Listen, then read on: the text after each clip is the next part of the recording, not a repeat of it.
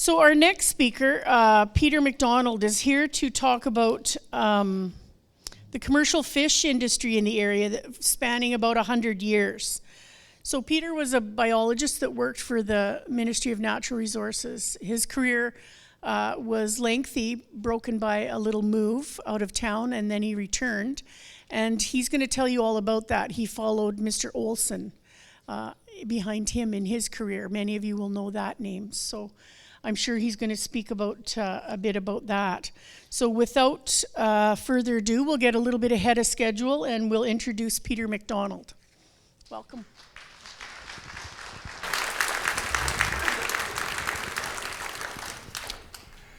Good morning. I'll just give you a background about myself. I was raised on a farm on Manitoulin Island, and in 1965 I attended the Ontario Forest Ranger School in Dorset. As an interesting side of note, we started the year with 140 students, 139 males and one female, the first time one was admitted to the class. At the end of the year, 87 graduated, 86 males and one female. After graduating, I was hired as a conservation officer in Orangeville, Ontario, and started there in January of 1966. In 1967, in May, I transferred to Kenora, and the area I was assigned was the north end of Lake of the Woods and the Jones Road, which included part of the English River system and the Wabigoon River system. In 1970, I moved up to the senior fisheries officer for the Lake of the Woods Assessment Unit, where I got to meet all the commercial fishermen on Lake of the Woods and Shoal Lake. In 1972, the outfit reorganized and became instead of the Department of Lands and Forests, the Ministry of Natural Resources, and I was promoted to the Fisheries Management Officer for Kenora District. Part of those duties were licensing all the commercial fishermen on Lake of the Woods and Kenora District, among other duties. I also was added on the responsibility of Conservation Officer Coordinator. In 1980, I transferred to Cornwall District as a Fish and Wildlife Supervisor, and in 1984, I transferred back to Kenora as a Regional Enforcement Specialist. That's enough about me. During the preparation of this information, I spoke to a number of people who were familiar with the commercial fishing industry in the Kenora District. One was the late Arnold Olson, Ole Olson, Jim McNulty, Scotty Lockhart, and I spoke to the daughter of Denver and Doris Sorburn. Her name is Wanda, and she passed a list I had of commercial fishermen around to with various friends and people she knew who were familiar with the industry to make sure I didn't miss anybody.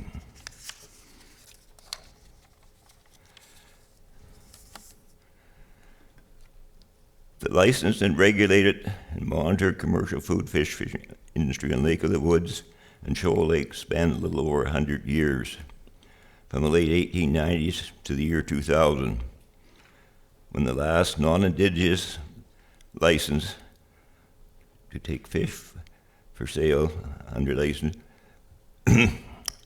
was purchased outright. Anyway, the commercial fish food license refers to taking a fish for sale as opposed to taking fish by angling, which cannot be sold for personal use of the angler. The first species targeted on Lake of the Woods were the lake sturgeon, which was taken by pond nets. Those were piles driven into the bottom of the lake, and the nets and wings and lead were suspended from the piles. They were large, bulky, and were labor-intensive to operate. Sturgeon were initially harvested for their roe, or the eggs, which was made into caviar, and a lot of times the flesh was wasted. I understand because of the high fat content, that a number of the sturgeon bodies used to be used to fire the boilers and steam engines that were widely used at that time.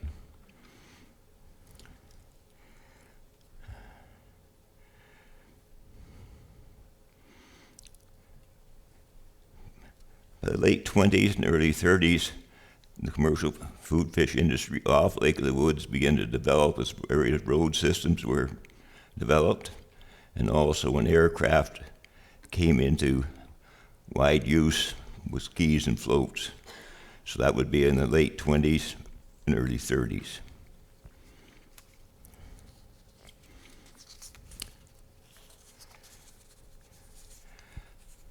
Some of the commercial fishermen had their own aircraft, but most used the services of the various air services that had developed over the years out of Kenora.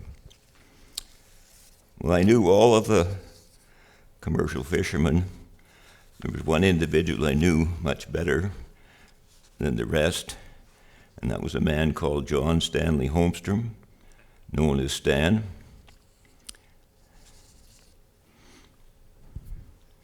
Stan was born in 1906 in Foam Lake, Saskatchewan, and at an early age he headed east to make his fortune. When he arrived in Kenora, he got a job commercial fishing on Shoal Lake with Alf Holmstrom, Eric, better known as Sonny Holmstrom, and Charlie Sana. None of them held the license, but they fished on what you call it piecework. They're paid by the amount of fish that they produced. Stanley fished there for a number of years, and after that, Stan moved to Sydney Lake, which is located far north of Kenora, which was at that time accessible only by air and remains accessible only by air. In the wintertime, they fished using dog teams, and the dogs were fed before they went out to lift the nets in the morning, and shortly after heading out, one dog or another, he or she, had to do their business, and when the sleigh ran over the fish droppings, a certain amount froze to the bottom. This continued on until all the dogs had vacated their bowels. They then proceeded to lift the nets, and as they put more fish on the top of the sleigh, the harder it began to pull because of the frozen stuff on the bottom. So the sleigh had to be unloaded, sleigh turned over, and the dog dew scraped off. Stan swore he would never fish with dogs again.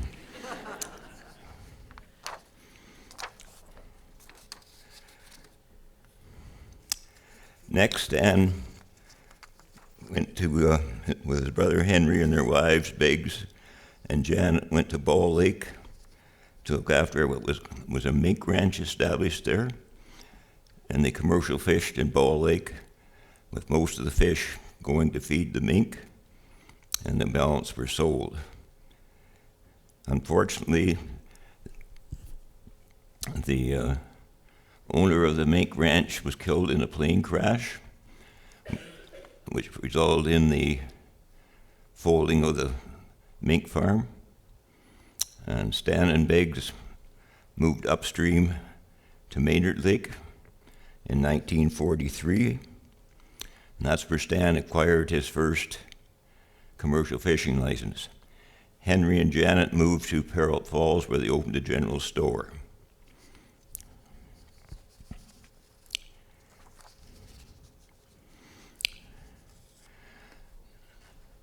I think that was 1943 when they moved to Maynard Lake. And the first thing, order of business for Stan was he called a family member in Foam Lake, Saskatchewan, and bought a horse from them and had it shipped by rail to Kenora. Stan flew into Kenora in early January of 1944, I believe, and met the train at Reddit, and him and the horse rode the train to Jones, where they disembarked and started out on foot to walk to Maynard Lake. When they initially left Jones, they followed a snowshoe trail that had been made by native people from Grassy Narrows who worked for the Hudson Bay Post, who regularly snowshoed to Jones to meet the train for whatever reason. Anyway, they followed the snowshoe trail from across Rocky Lake, overland into Favel Lake, overland into another small on-lane lake, then overland into Keys Lake, and across Keys Lake, and spent the first night on the portage between Keys Lake and Burt Lake, sleeping beside the horse.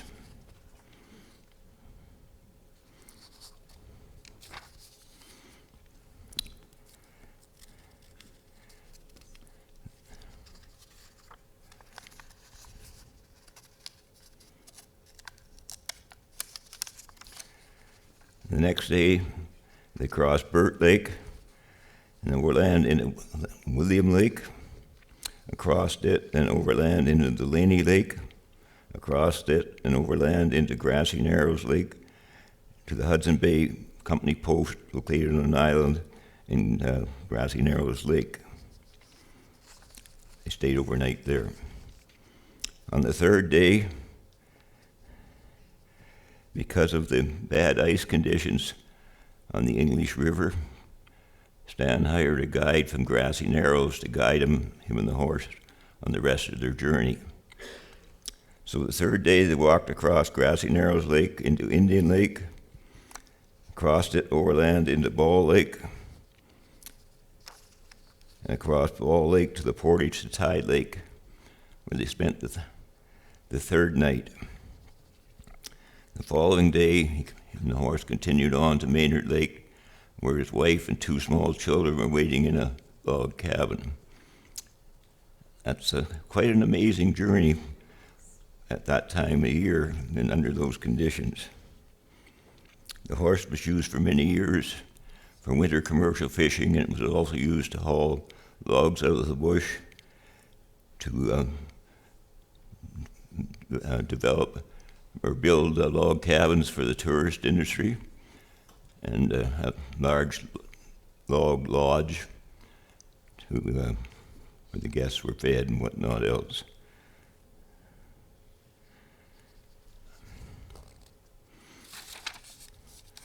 Feed for the horse was thrown in by aircraft with supplies, and then aircraft returned with a load of fish.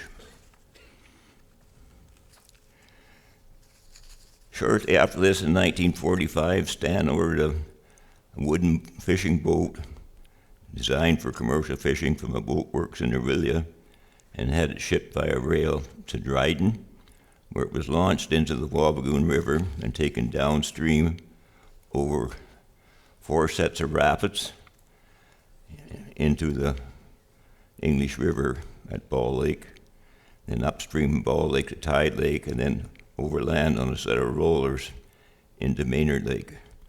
That was quite a task, considering it was all done with manpower only. Stan and Beggs commercial fished and ran a very successful tourist operation until 1969, when they sold it. Stan, Beggs, and their son Claude's ashes are all spread off the west side of the big island in Maynard Lake. The Fisheries Act of 1868 made provisions for commercial fishermen to occupy Crown land and build living facilities, ice houses, fish packing sheds, docks, and whatever else associated with commercial fishing. There was no charge, and there was no rent or anything due. If a family actually occupied that same site for 60 years without question, they could file what was called a quit claim, and they were given title to the property.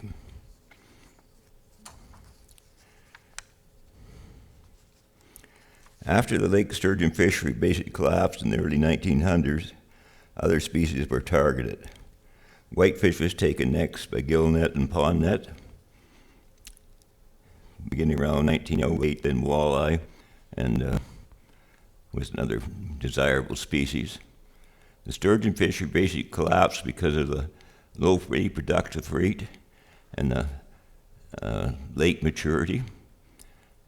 They don't reach maturity until they're 27 years old, and compared to a walleye, which is at 5.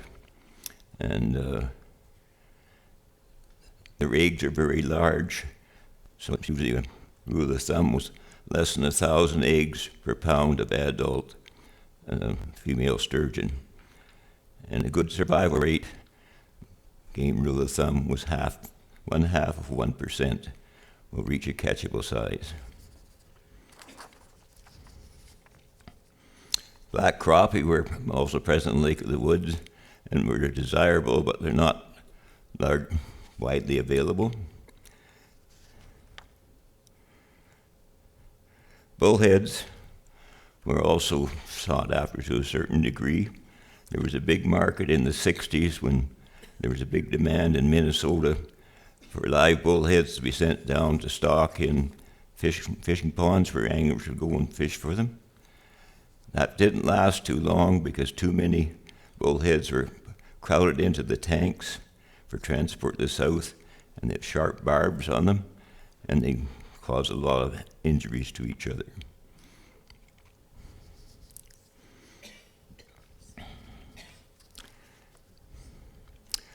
Incidentally, bullheads and black crappie were for the most part taken by what was called as hoop nets, which is a modified version of the trap net, which is another modified version of the old pond net.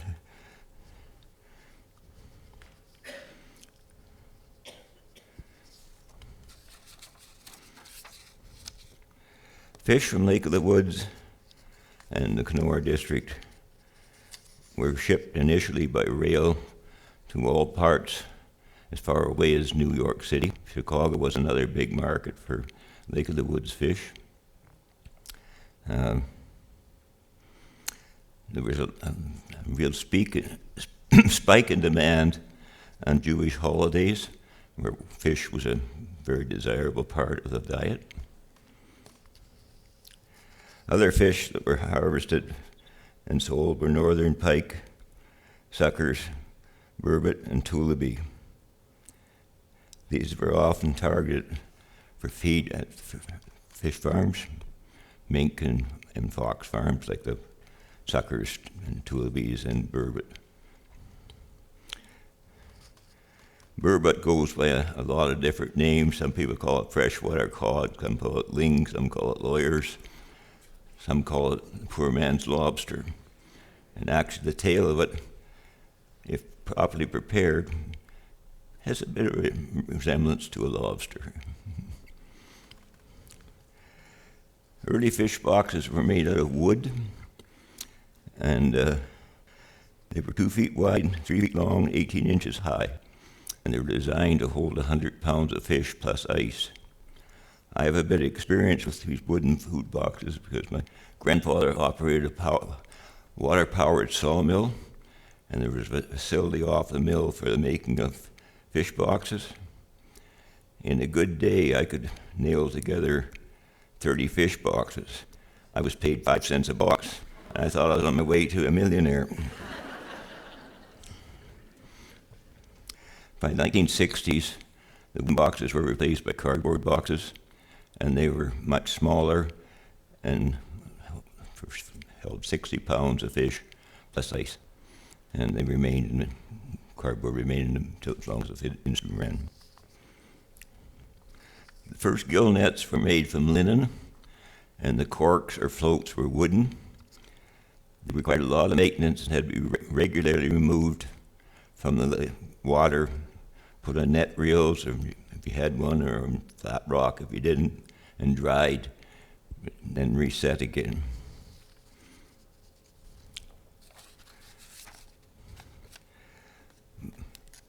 By the 50s, the nets were made from nylon, and the corks or floats were made from plastic.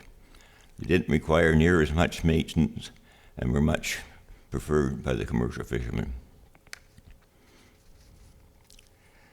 In the 1970s, Like, there's a result of concern raised by a number of the commercial fishermen about unauthorized tampering of nets.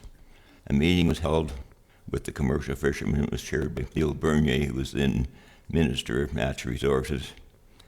And it was pretty much decided that a standard gill net marker should be developed to indicate that they were commercial fishing nets. Before that, the commercial fishermen marked their nets with anything that floated. Basically, it was an empty plastic bottle, some with a license number on it, some with a name on it, some with nothing on it. But anyway, John Holmstrom, who was a licensed commercial fisherman, volunteered to work with me on the development of a standard net marker. And after some research, we decided the net marker used in Lake Erie was probably the most desirable one. It consists of a orange flag at the top, about 6 inches by 6 inches, where the fishermen can mark their license number on it. It was attached to a 3-foot piece of doweling, which was inserted through a styrofoam cone to the center of it, and then on the bottom was attached a 6-inch piece of steel pipe to hold the marker upright. According to the Coast Guard, an orange marker indicates a possible hazard to navigation other than rocks or reefs. The components were ordered, and each fisherman was given an initial supply of the components to make up the markers. And also the markers were widely advertised in the newspapers and the Summary of Ontario Fishing Regulations to indicate that it was illegal to tamper with these in any way. It seemed to basically reduce a lot of the problem. It didn't eliminate it, but it reduced it.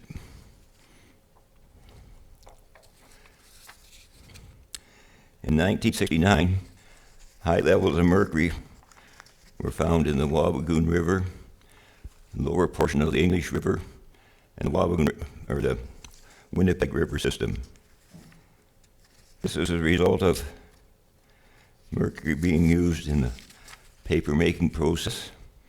It was widely used and in large quantities in the paper mill in Dryden, and it was used to a lesser extent in the paper making here in Kenora.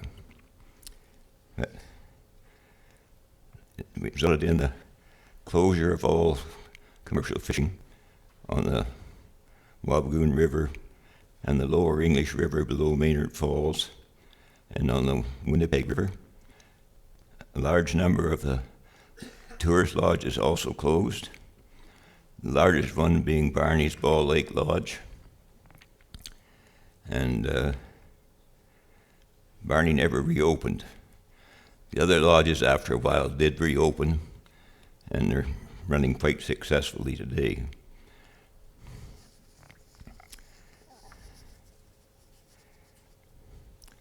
The commercial fishermen who had licenses canceled were paid compensation for the first 3 years based on past catches.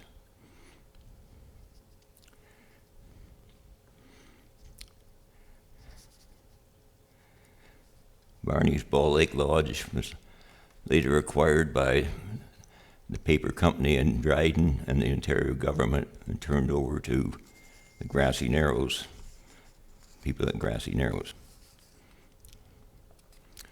Also, as a result of the mercury, the government built plants at Grassy Narrows and White Dog with a freezer unit and a cooling unit and a reception area, and fish were purchased from the Freshwater Fish Marketing Corporation and transported to them to use. The problem being is that Health Canada said that Native people from those two areas should not consume fish with a mercury content above 0.2 parts per million. The Canadian is 0.5. It wasn't difficult to find whitefish that met that criteria, but finding walleye was next to impossible. So the success of the program, in my opinion, was questionable. Initially, fish were bought by local fish buyers here in Kenora. One was Thor Fisheries. One was Carl Ledstrom's Fish Market. And Ben Ratuski operated a plant in Kuwaitan in part of the old flour mill. Ben also had a large tug that he sent around to the various fish camps in Lake of the Woods on a schedule to pick up fish, saving the fishermen having to transport their own fish to Kenora. The Freshwater Fish Marketing Corporation came into play in 1969, and this, all sales of commercially caught freshwater fish in Canada were funneled through the Freshwater Fish Marketing Corporation.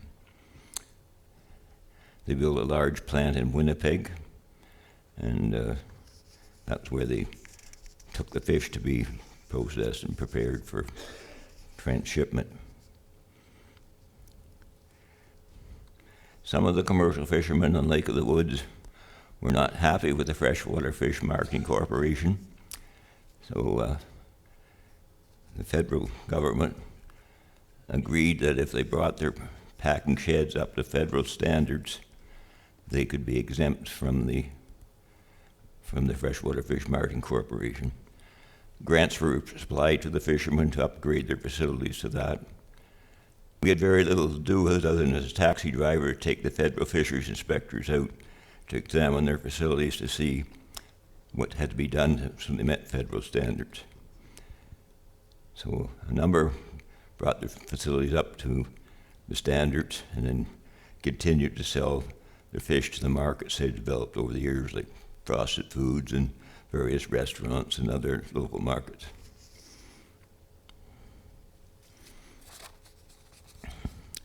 Another federal program that went on for a number of years was called the Fisheries Industrial Development.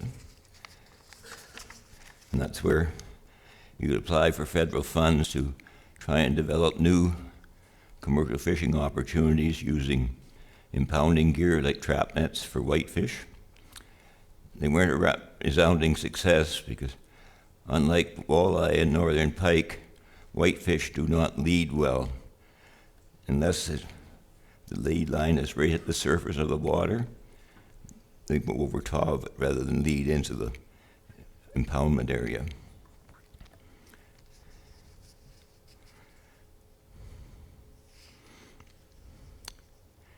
In 1976, a provincial committee was appointed to review the rules around the commercial fishing industry because there was concern being expressed about overharvest of walleye in particular on Lake of the Woods. And the result of the review was the implementation of quotas on certain species province-wide.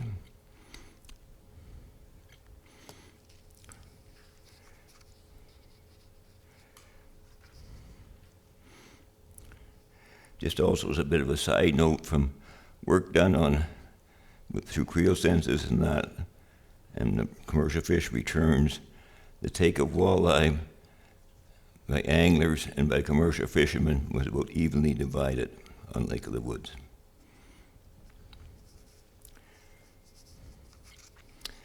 So the implementation of quotas was to ensure that the fish walleye in particular in Lake of the Woods could sustain themselves into the future.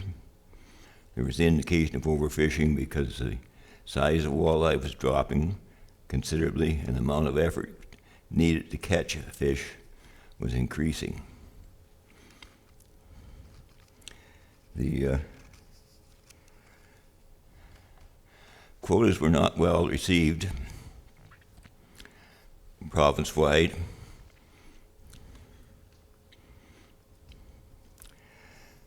Another person I'd like to mention here is a man called Val Masons, who's a Lake of the Woods Fisheries Assessment Unit biologist for quite a number of years. He collected water chemistry information, tagged fish to determine movement patterns and exploitation rate, and where the fish stocks were located. They mix among themselves or they separate, basically. He also conducted creel or catch censuses to determine the amount of harvest by anglers.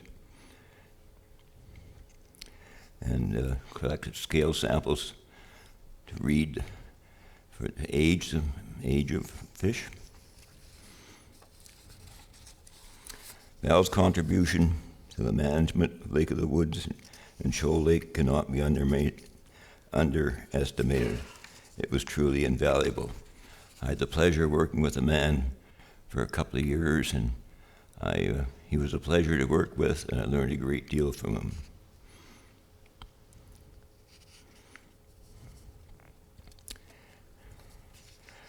I think you already heard a bit about taking up ice, but taking up ice was an integral part of all commercial fishing ventures.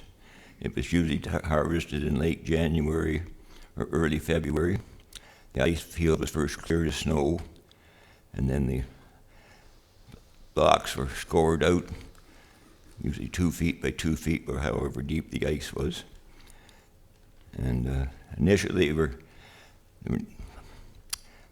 blocks were cut out by hand, and then large circular saws were used in some cases, and chainsaws were used.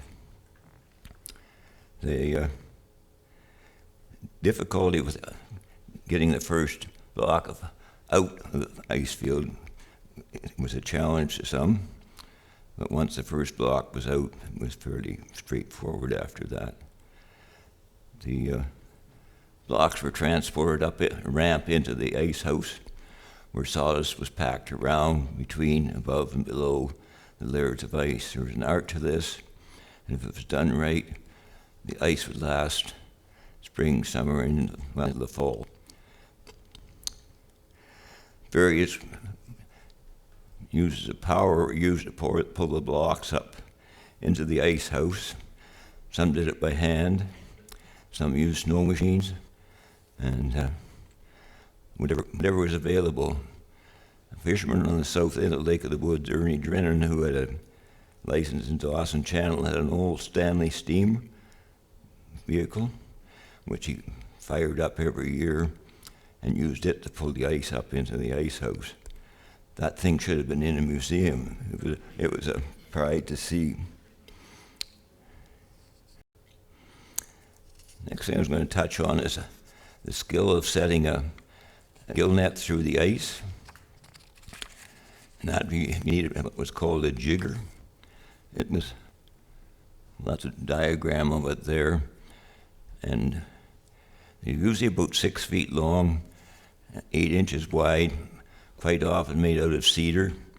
They had runners on the top, front and back, and a rope was attached to the arm there, an eye at the back, and as a rope was pulled, the arm come up, dug in the ice, and pulled the jigger forward.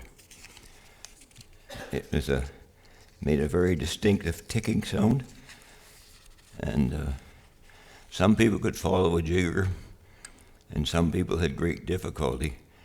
It was increasingly difficult if there was 2 layers of ice, because the ticking sound would be distorted. And a lot of fishermen used a dog to follow it, and the dog always knew exactly where the jigger was. Once the line was out at the 100 yards, another hole was cut, the jigger was pulled out, and the line pulled out, and then the gill net was attached to the one and pulled along underneath the ice from one hole to the next. When winter operations were going on, the fishermen used a variety of techniques to transport themselves and the fish around. Airplanes fitted with skis, bombardiers, airboats, and the other unique thing about Lake of the Woods, I never seen them used anyplace before, was what they called rut plows. They were a small plow that mounted on the front bumper of a truck and plowed a little trail for the wheels to travel on. The commercial fishermen on Lake of the Woods were represented by 2 organizations. The north one was referred to as NORCOM, representing the North End fishermen, and was headed by a teacher by the name of Ernie Brose. They were primarily a lobby group against the quotas.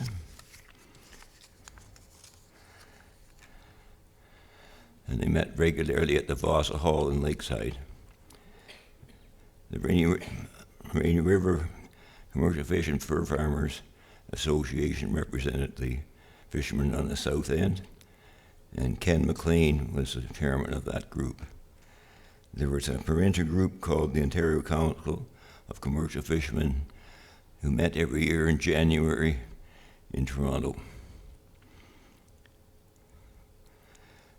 Commercial fishing wasn't only a male enterprise. The first female commercial fisherman person had licensed her own name was Selma Quick, who fished a licensed area adjacent to her husband John in the south sector of Lake of the Woods.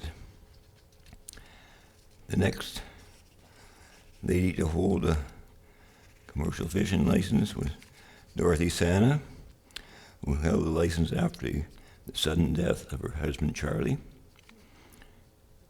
Next was Monica Martin, who held a license after the drowning death of her brothers.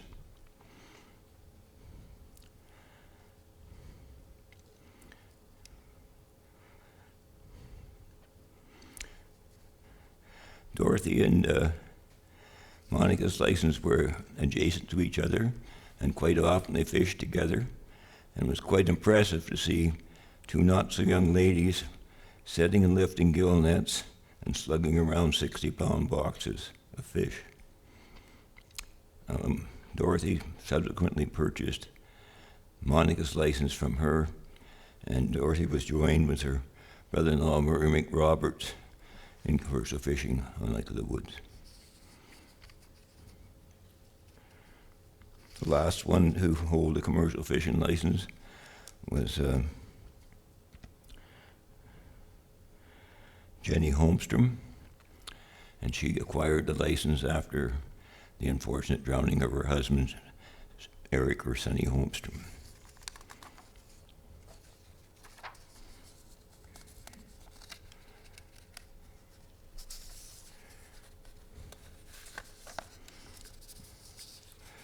Today, very few commercial fishing, food fishing licenses remain in the Kenora district.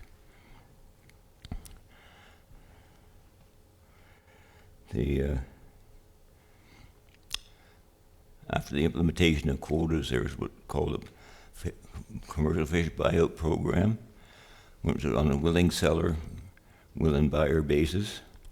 The first license was purchased in 1980 from Bert Hansen at Shoal Lake Narrows. The last license, non-Indigenous license I should say, on Lake of the Woods was purchased near 2000 from Stewart Launch.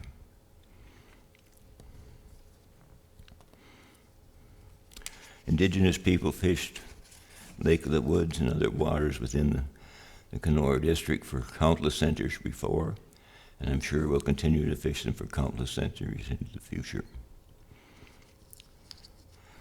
The next thing I have on my list here is a list of all the commercial fishermen, and first is the one licensed off Lake of the Woods. I don't think there's a whole lot of point going into a lot of it, except on One Man Lake on the English River, that's where the last sturgeon gillnet license was issued. It was only valid for 1 year because the mercury came into play and all licenses were canceled.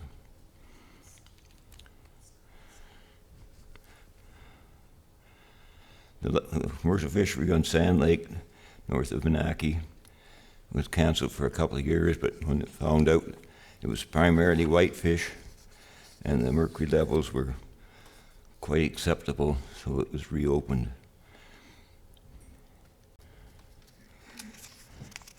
The other thing I didn't mention earlier was that a number of the commercial fishermen on Lake of the Woods used trap nets for catching walleye and northern pike and other species. It's a scaled down version of a pond net, and if the area was right, were very effective. The other advantages of using a trap net was the fish were caught live, undersized fish could be released, and also the fish could be sold in the round, which didn't mean they didn't have to be dressed. So, any questions? Thank you very much, Peter. So let's give Peter a big hand.